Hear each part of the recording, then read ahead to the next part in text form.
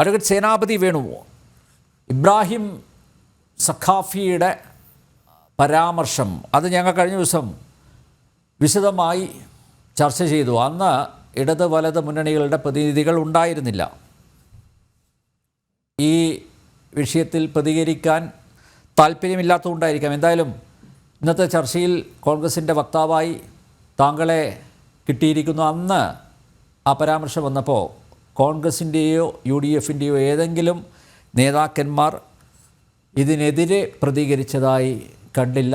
ഇപ്പോഴിതാ കാന്തപുരം AP അബൂബക്കർ മുസ്ലിയാറും അദ്ദേഹത്തിൻ്റെ വക്കാലത്തുമായി രംഗത്ത് വന്നിരിക്കുകയാണ്.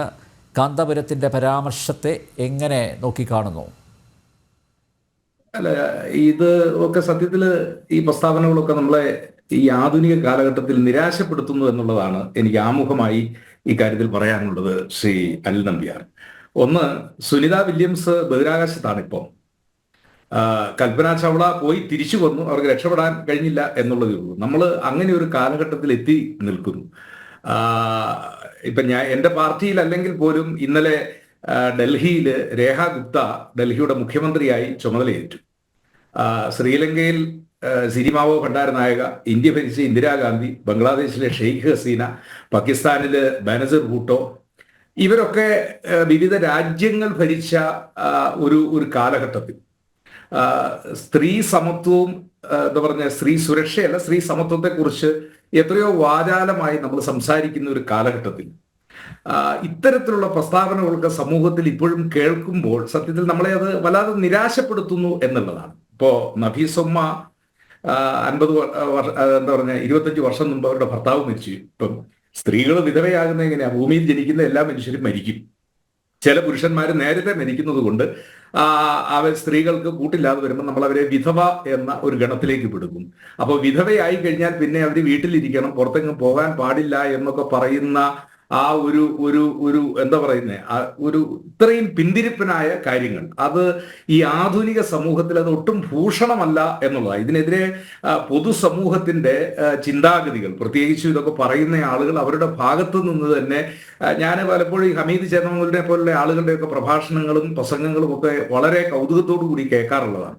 അപ്പോ അങ്ങനെയുള്ള ആളുകളൊക്കെ ഇതിനെതിരെ അതിശക്തമായി വിമർശനവുമായിട്ട് വരണം എന്ന് ആഗ്രഹിക്കുന്ന ഒരാളാണ് ഞാൻ. ഇപ്പം ഒരു പൊതുമണ്ഡലത്തിൽ നമ്മളൊക്കെ ഒരു പൊതുപ്രവർത്തകരായിട്ട് നിൽക്കുന്ന ഒരു കാലഘട്ടത്തിൽ എങ്ങനെയാണ് നമുക്ക് ഈ ആധുനിക കാലഘട്ടത്തിൽ ഒരു സ്ത്രീ, അവർ വിധവയായി ഇല്ലെങ്കിൽ ആരുമായിക്കൊള്ളട്ടെ, അവരൊറ്റയ്ക്ക് യാത്ര ചെയ്യാൻ പാടില്ല, അല്ലെങ്കിൽ അവർക്കൊപ്പം എപ്പോഴും യാത്രയ്ക്ക് ഭർത്താവോ അല്ലെങ്കിൽ ബന്ധുക്കളോ, ഇത് പഴയ മനുസ്മൃതിയെ കുറിച്ചൊക്കെ നമ്മൾ ആരോപണങ്ങൾ ഉന്നയിക്കുമായിരുന്നല്ലോ അല്ലെ? എന്താ പറഞ്ഞ പിതൃ രക്ഷിതോ ബാല്യെ, ഭർത്തൃ രക്ഷിതോ കുമാരെ, എന്താ പറഞ്ഞ എന്നൊക്കെ പറഞ്ഞ് നമ്മൾ പണ്ട് കാലഘട്ടത്തിൽ പറയുന്നതിന്റെ ഒക്കെ ഒരു തനിയാവർത്തനമായിട്ട് ഇത് കേൾക്കുന്നു. ഇതൊക്കെ ആറും പിന്തിരിപ്പനാണ്. കാരണം ഈ ആധുനിക കാലഘട്ടത്തിന് ഇതൊന്നും ചേർന്നതല്ല എന്നുള്ളതാണ്. അഡ്വക്കേറ്റ് സേനാപതി വേണു, അറുവിന്തുരിപ്പൻ ആശയങ്ങളാണെന്ന് അറിഞ്ഞിട്ടും എന്തുകൊണ്ടാണ് പ്രതികരിക്കാത്തത്? നിങ്ങളുടെ ഏതെങ്കിലും നേതാവ് പ്രതികരിച്ചോ? ഇബ്രാഹിം സഖാഫി വിധവകൾ വീട്ടിലിരിക്കണം എന്ന് പറഞ്ഞു ഒരു പ്രസ്താവന നടത്തിയല്ലോ. ഇവിടെയുള്ള ഏതെങ്കിലും കോൺഗ്രസിൻ്റെ നേതാവ് പ്രതികരിച്ചോ? അല്ലെങ്കിൽ UDFൻ്റെ നേതാവ് പ്രതികരിച്ചോ? ഒരാളെയെങ്കിലും താങ്കൾ ചൂണ്ടിക്കാണിക്കുക.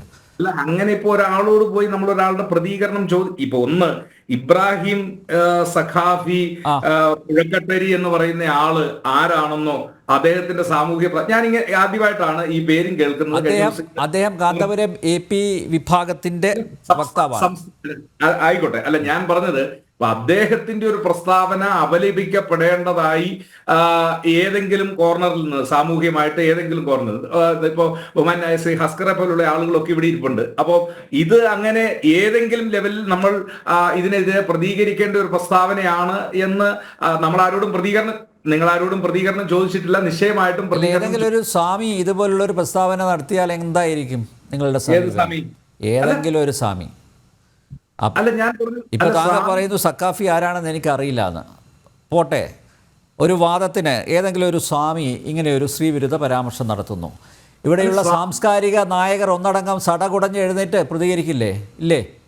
അല്ല അങ്ങനെ അല്ല, ഞാൻ പറഞ്ഞത് സ്വാമി നടത്തിയാലും സന്യാസി നടത്തിയാലും മതപുരോഹിതൻ നടത്തിയാലും അതല്ല എങ്കിൽ മറ്റാര് മതപണ്ഡിതൻ നടത്തിയാലും ഇത്തരത്തിലുള്ള പ്രസ്താവനകൾ സമൂഹത്തിൽ ഉയർന്നു കഴിഞ്ഞാൽ നിങ്ങൾ ആരോട് പ്രതികരണം ചോദിച്ചാലും ആ പ്രതികരണം പറയുന്ന ആളുകൾ നിശ്ചയമായിട്ടും പറയുന്നത് ഇത് ആധുനിക കാലഘട്ടത്തിന് ഒട്ടും ഭൂഷണമല്ല, ചേരുന്നതല്ല ഈ പ്രസ്താവനയെന്ന് ആരോട് നിങ്ങൾ ചോദിച്ചു കഴിഞ്ഞാലും അവർ പറയുന്നത് ആയിരിക്കും എന്നുള്ള കാര്യത്തിൽ തർക്കമില്ല. ഇപ്പൊ കാന്തപുരം അദ്ദേഹം ഭംഗി സൂചിപ്പിച്ചത് എന്താ, സ്ത്രീകൾ യാത്ര പോകുമ്പോ